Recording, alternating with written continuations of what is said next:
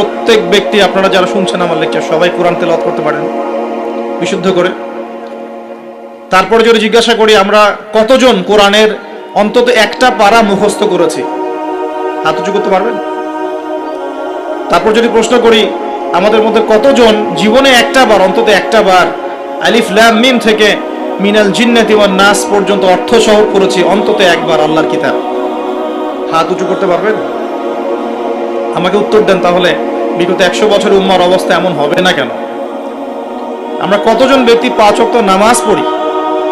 উঁচু লেভেলের কথাবার্তা বলে আসলে লাভ নাই মাহফিলগুলোতে। আমি এটা শিখেছি মাহফিলে এসে। প্রথম দিকে আমি খুব হাই থটের কিছু লেকচার দিতাম ওয়ার্ল্ড অ্যাফেয়ার্স নিয়ে। পরে দেখলাম যে আসলে আমরা এমন একটা জায়গায় আছি, এখানে আমাকে প্রশাসনের অনেক ভাই অনেক হেল্প করেছে, অনেক রাজনৈতিক নেতৃবৃন্দ আমাকে অনেক হেল্প করেছে, সমাজ নেতা আমাকে অনেক হেল্প করেছে, আমাদের আলেম ওলামাদের মধ্যে অনেকেই, হকপন্থী অনেক ওলামায়ে কেরাম আমাকে কাছে ডেকে নিয়ে অনেক হেল্প করেছে। বুঝিয়েছে যে যে কথাগুলো মানুষ বুঝতে পারবে না সেগুলো পাবলিকলি বলার কোনো মানে হয় না। পরে আমিও ফিল করলাম যে আসলেই তাই। যেখানে আমি আলোচনা করছি ওইখানকার মানুষ নামাজ পড়ছে না, আমি সেখানে গিয়ে কিভাবে ইকোনমিক বিষয়গুলো বোঝা?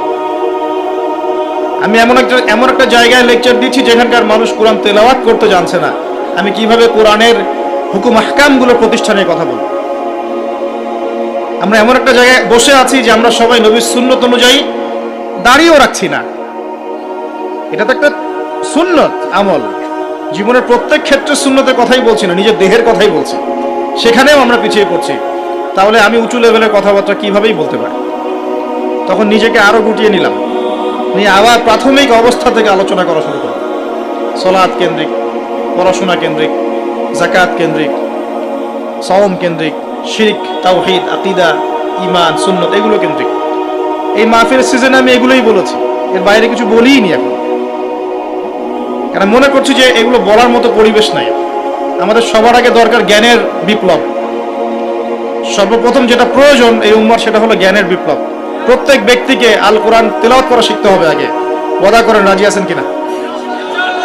প্রত্যেক ব্যক্তিকে আল কোরআনুল কারীম বিশুদ্ধ করে তেলাওয়াত করা শিখতে হবে আগে, ইনশাআল্লাহ। ইনশাআল্লাহ যদি আমি আগামী বছর আসি, আমি 5টা কাজ আপনাদেরকে দিয়ে যাচ্ছি। আগামী বছর এসে আমি 5টা কাজ আগে নিব, তারপর আলোচনা হবে। 1 নাম্বার, সবাইকে বিশুদ্ধ কোরআন তেলাওয়াত করা শিখতে হবে, 1 নাম্বার। 2 নাম্বার, অন্তত একবার আলিফ লাম মিম থেকে মিনাল জিন্নাতি ওয়ান নাস পর্যন্ত এই 30 পারা কোরআন অর্থ সহ অন্তত একটা বার পড়ে দেখতে হবে 1 বছরে। পারবেন? আমি হিসাব করে দেখেছি, যদি প্রত্যেক